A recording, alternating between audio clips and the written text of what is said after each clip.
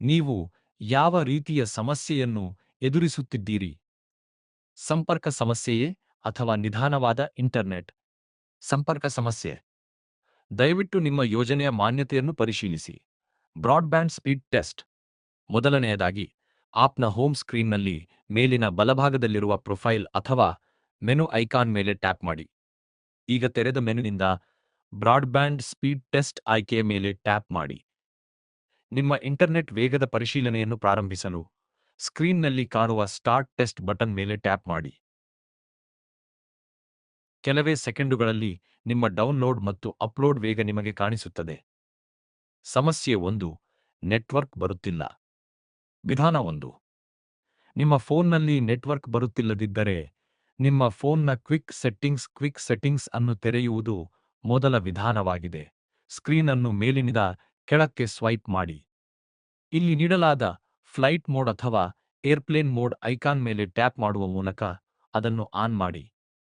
ಕೆಲವು ಸೆಕೆಂಡುಗಳ ಕಾಲ ಕಾಯಿರಿ ಮತ್ತು ನಂತರ ಅದೇ ಐಕಾನ್ ಮೇಲೆ ಟ್ಯಾಪ್ ಮಾಡುವ ಮೂಲಕ ಫ್ಲೈಟ್ ಮೋಡ್ ಅನ್ನು ಆಫ್ ಮಾಡಿ. ಇದರ ನಂತರ ನಿಮ್ಮ ನೆಟ್ವರ್ಕ್ ಅನ್ನು ಮತ್ತೆ ಪರಿಶೀಲಿಸಿ. ವಿಧಾನ 2. ಎರಡನೇ ವಿಧಾನಕ್ಕಾಗಿ ನಿಮ್ಮ ಫೋನ್ನ ಸೆಟ್ಟಿಂಗ್ಸ್ ತೆರೆಯಿರಿ ಮತ್ತು ಮೊಬೈಲ್ ನೆಟ್ವರ್ಕ್ ಮೇಲೆ ಟ್ಯಾಪ್ ಮಾಡಿ. ಇದರ ನಂತರ ಪ್ರಿಫರ್ಡ್ ನೆಟ್ವರ್ಕ್ ಟೈಪ್ ಆಯ್ಕೆಯ ಮೇಲೆ ಟ್ಯಾಪ್ ಮಾಡಿ ಮತ್ತು ಲಭ್ಯವಿರುವ ಪಟ್ಟಿಯಿಂದ ಸರಿಯಾದ ನೆಟ್ವರ್ಕ್ ಅನ್ನು ಆಯ್ಕೆ ಮಾಡಿ. ಸಮಸ್ಯೆ 2. ನಿಧಾನಗತಿಯ ನೆಟ್ವರ್ಕ್ ದೂರು ದಾಖಲಿಸುವುದು. ನಿಮ್ಮ ನೆಟ್ವರ್ಕ್ ನಿಧಾನವಾಗಿ ಕಾರ್ಯನಿರ್ವಹಿಸುತ್ತಿದ್ದರೆ, ಇದರ ಬಗ್ಗೆ ದೂರು ದಾಖಲಿಸಲು ಹೋಮ್ ಸ್ಕ್ರೀನ್ನಲ್ಲಿ ಕೆಳಗೆ ನೀಡಲಾದ ಸಪೋರ್ಟ್ ಐಕಾನ್ ಮೇಲೆ ಟ್ಯಾಪ್ ಮಾಡಿ.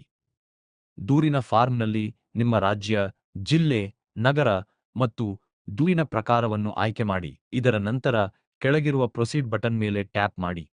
ನಿಮ್ಮ ದೂರು ದಾಖಲಾಗಿದೆ. ಇದರ ಸ್ಟೇಟಸ್ ಅನ್ನು ಟ್ರ್ಯಾಕ್ ಮಾಡಲು ಟ್ರ್ಯಾಕ್ ಕಂಪ್ಲೇಂಟ್ ಬಟನ್ ಮೇಲೆ ಟ್ಯಾಪ್ ಮಾಡಿ.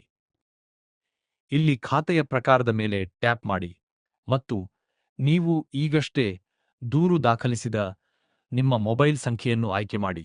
ನಿಮ್ಮ ದೂರಿನ ವಿವರಗಳು ನಿಮಗೆ ಕಾಣಿಸುತ್ತವೆ. ಸಮಸ್ಯೆ 3. ಬಿಲ್ ಸಂಬಂಧಿತ ಸಮಸ್ಯೆ. ಬಿಲ್ ಸಂಬಂಧಿತ ಯಾವುದೇ ಸಮಸ್ಯೆಯ ದೂರಿಗಾಗಿ ಮತ್ತೊಮ್ಮೆ ಹೋಮ್ ಸ್ಕ್ರೀನ್ನಲ್ಲಿ ಕೆಳಗೆ ನೀಡಲಾದ ಸಪೋರ್ಟ್ ಐಕಾನ್ ಮೇಲೆ ಟ್ಯಾಪ್ ಮಾಡಿ. ಇಲ್ಲಿ ಸೇವೆಯ ಪ್ರಕಾರದಲ್ಲಿ ಲ್ಯಾಂಡ್ಲೈನ್ ಮತ್ತು ದೂರಿನ ಪ್ರಕಾರದಲ್ಲಿ ಬಿಲ್ಲಿಂಗ್ ಅನ್ನು ಆಯ್ಕೆ ಮಾಡಿ. ಅಗತ್ಯ ಮಾಹಿತಿಯನ್ನು ತುಂಬಿದ ನಂತರ ಪ್ರೊಸೀಡ್ ಬಟನ್ ಮೇಲೆ ಟ್ಯಾಪ್ ಮಾಡಿ. ದೂರು ಯಶಸ್ವಿಯಾಗಿ ದಾಖಲಾದ ನಂತರ ಸ್ಟೇಟಸ್ ನೋಡಲು ಟ್ರ್ಯಾಕ್ ಕಂಪ್ಲೇಂಟ್ ಮೇಲೆ ಟ್ಯಾಪ್ ಮಾಡಿ.